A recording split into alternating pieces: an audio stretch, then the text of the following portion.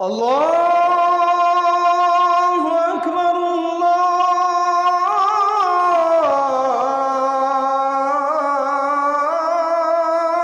আকবার।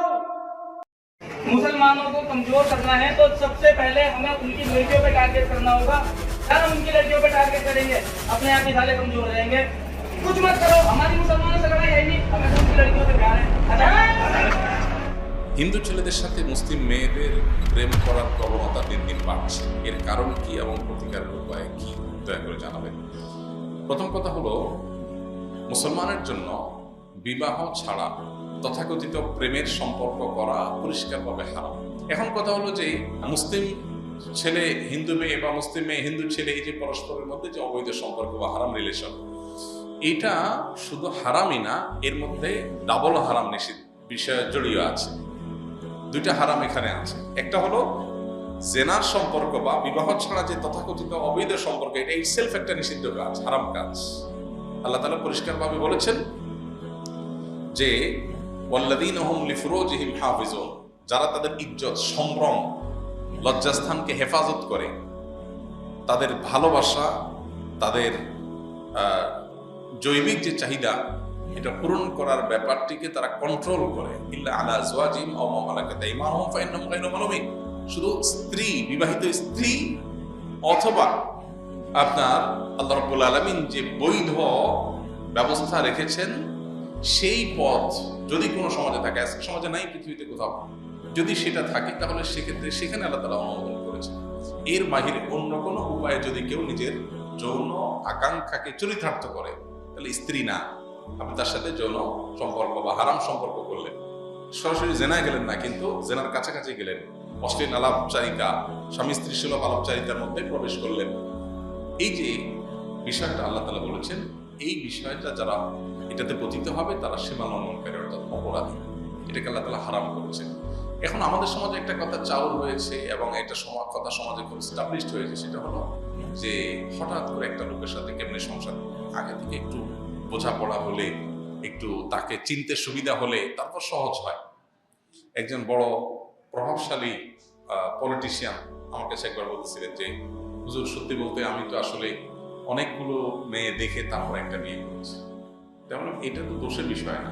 বললাম না, সেটা না হুজুর, মানে অনেকগুলো মেয়ের সাথে প্রেম করে দেখছি কেমন, তো কিছুদিন করার পরে দেখলাম না, জুতের না, সুবিধার না, করতে করতে একটা এসে করছি, এখন আমি খুব সুখী আছি, ভালো আছি।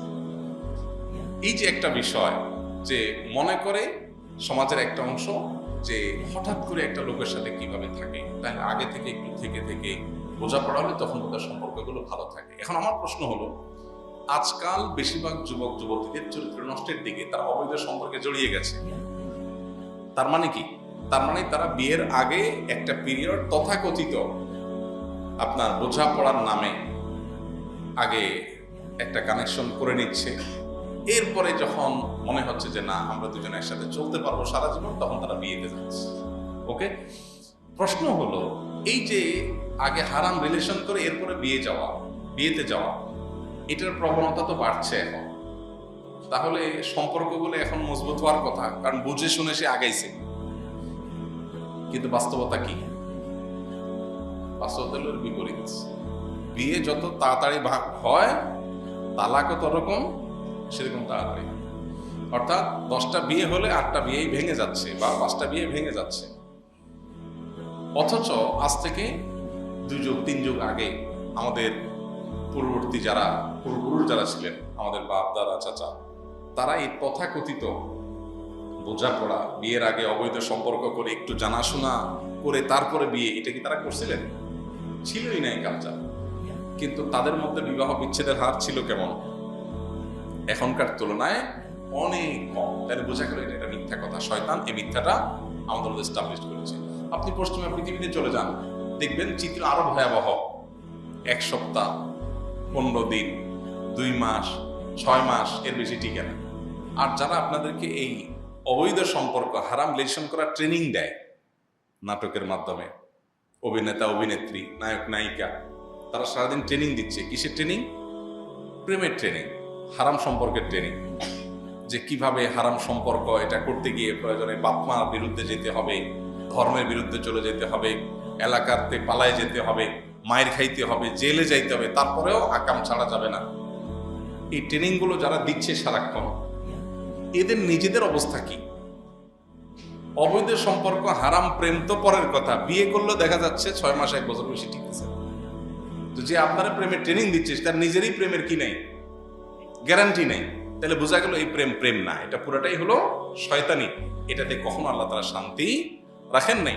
এই জন্য কোনো ছেলে কোনো মেয়ে তিনি যদি কোনো হিন্দু বা অন্য ধর্মের মানুষের সাথে হারাম সম্পর্কে জড়ান, তাহলে সেই ক্ষেত্রে তিনি ডাবল অপরাধ করেন। একটা হলো জেনার সম্পর্কে জড়িয়েছেন, আরেকটা হলো তিনি দাম্পত্য সম্পর্ক বা বিবাহের দিকে যেতে চাচ্ছেন একজন অমুসলিমের সাথে, একজন মুশরিকের সাথে। আল্লাহ তাআলা কোরআনে কারিমে বলেছেন যে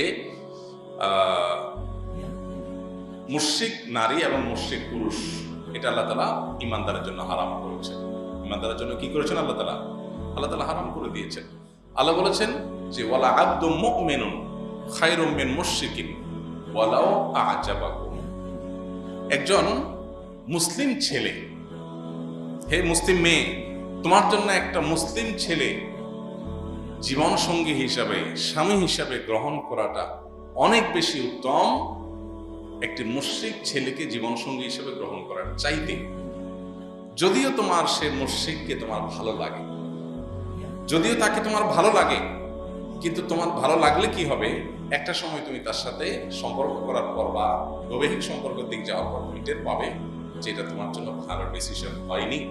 এই জন্য আল্লাহ রাব্বুল আলামিন পরিষ্কারভাবে বলেছেন ওয়ালা আবদুল মুমিনুন খায়রুম মিন মুশরিকিন। কোনো মেয়ে জীবন সঙ্গী হিসাবে, লাইফ পার্টনার হিসাবে, স্বামী হিসাবে গ্রহণ করার জন্য ঈমানদার যুবক তার কাছে বহুগুণ উত্তম মুশরিক যুবকের চাইতে। একই কথা আল্লাহ মেয়েদের কথাও বলেছেন ওয়ালা আমাতুন মুমিনাতুন খায়রুম মিন মুশরিকাতিন ওয়ালাউ আ'জাবাতকুম। মুসলিম মেয়ে মুশরিক মেয়ের চাইতে 1000 গুণ উত্তম যদি সে মুশরিক মেয়েতে তুমি অভিভূত হয়ে যাও। এই জন্য একে তো এই হারাম রিলেশনটা ইটসেলফ এটা একটা গুনাহের কাজ, আর একটা হলো অন্য ধর্মাবলম্বীদের সাথে রিলেশন করা ডাবল হারাম। তথাকথিত প্রেমের সম্পর্ক করা পরিষ্কারভাবে হারাম। এই সম্পর্ক স্থাপন করে যদি কেউ বিয়েতে যায়, অর্থাৎ এই অবৈধ সম্পর্ক করে এরপরে বিয়ের দিকে যায়, সেটাও হারাম। অর্থাৎ বিয়েটা হালাল হয়ে যাবে, কিন্তু বিয়ের আগের যে সম্পর্কটা, বিয়ে করলে সেটা হালাল হয়ে যাবে না। মানে কালো টাকা সাদা করার মতো, যে দুজন ছেলে মেয়ে অবৈধ সম্পর্ক করেছে, হারাম রিলেশন করেছে, এখন যেহেতু বিয়ে করে ফেলেছে এই জন্য আগেরটা হালাল হয়ে যাবে, এমন কোনো কথা নাই। আগেরটার জন্য তাদের ঠিকই তওবা করতে হবে। দেখুন, আল্লাহ রাব্বুল আলামিন আমাদেরকে বিবাহ ছাড়া বিবাহ বহির্ভূত সম্পর্ক করতে পরিষ্কারভাবে নিষেধ করেছেন এবং এটা হারাম করেছেন। এবং এই জেনাকে এরকম কঠিন অপরাধ হিসেবে ইসলাম দেখেছে যে অনেক পাপ, যেটা দুনিয়াতে কোনো শাস্তি আল্লাহ দিবেন না, আখিরাতে দিবেন। দুনিয়াতে ইসলামের দণ্ডবিধিতে কোনো শাস্তির ব্যবস্থা রাখা হয় নাই। কেউ নামাজ পড়ে নাই, কোরআন হাদিসে কোথাও নামাজ না পড়লে তার জন্য পার্টিকুলার কোনো শাস্তি, কোনো হদ, কোনো দণ্ডের কথা বলা হয় নাই।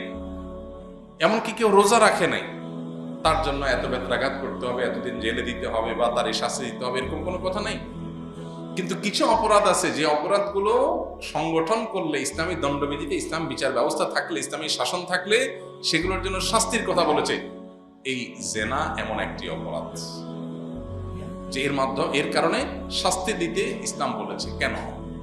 ইসলাম যে সমস্ত অপরাধের আখিরাতে বিচার তো হবেই, দুনিয়াতে শাস্তির কথা বলেছে, সেই অপরাধগুলো মানুষকে দুনিয়াতে ক্ষতিগ্রস্ত করে, মানুষের সামাজিক স্থিতিশীলতা রক্ষা করবার জন্য মানুষের স্বাভাবিক পরিস্থিতি রাখার জন্য এবং কোন রকম অস্বাভাবিক পরিস্থিতি থেকে সমাজকে বাঁচাবার জন্য যে সমস্ত অপরাধগুলো নিয়ন্ত্রণ করা প্রয়োজন, সেগুলোতেই শুধু শরীয়ত দণ্ডবিধির কথা বলেছে। না, নামাজের চাইতে গুরুত্বপূর্ণ তো কোনো কিছু না ইসলামে।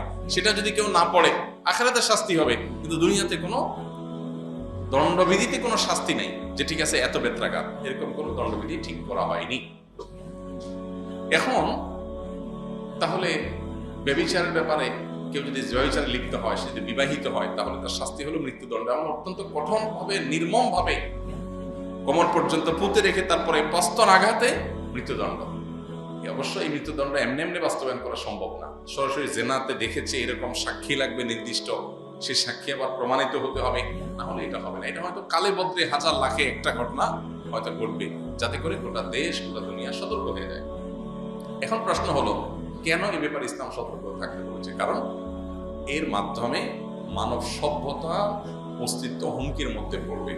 বিবাহ বহির্ভূত সম্পর্ক যদি নর্মাল হয়ে যায় সমাজে, তখন মানুষ বিবাহে যাবে না, আর সন্তান নেবে না। কারণ প্রেমের সম্পর্ক, যেটাকে অবৈধ প্রেমের যে সম্পর্ক, অবৈধ ভালোবাসা যেটা, এটার মাধ্যমে শুধু ভোগ থাকে, এখানে সন্তান নিতে চায় না। সন্তান কেন নেবে? সন্তান নেয় হলো স্বামী স্ত্রী বৈবাহিক সম্পর্কে, কারণ এখানে রিয়েল সম্পর্ক থাকে, আর ওখানে হলো শুধু ভোগটা থাকে, টাইম পাস থাকে। এই জন্য পৃথিবীর যে সমস্ত দেশগুলোতে এই বিবাহ বিরোধী সম্পর্ক আছে, সেই দেশগুলোতে সন্তান জন্মের হার আস্তে আস্তে কমে যাচ্ছে এবং ভয়াবহ আকার ধারণ করছে। এই জন্য ইসলাম এটাকে কঠোরভাবে দমন করতে বলে, কারণ এটা দমন করা না গেলে মানব সভ্যতা হুমকির মধ্যে পড়বে। চুরি করলে ইসলাম শাস্তির কথা বলেছে। কেন? কারণ চুরি যদি ব্যাপক হয়ে যায়, মানুষের জানমাল অনিরাপদ হয়ে যাবে, মানুষ ভীত সন্ত্রস্ত হয়ে পড়বে। এই জন্য চুরিকে কঠোর হস্তে দমনের জন্য ইসলাম হাত কাটার শাস্তির কথা বলেছে। এই শাস্তিগুলো আবার বিচারিকভাবে বাস্তবায়ন হবে, যে কেউ যেন তেন ভাবে রাস্তা রাস্তায় মহল্লা মহল্লা করতে পারবে না, কিন্তু শাস্তি রেখেছে ইসলাম। এই জন্য জেনা, এটা থেকে একজন ইমানদার বেঁচে থাকবে। আল্লাহ তো আমাদেরকে বেঁচে থাকার তৌফিক দান করুন।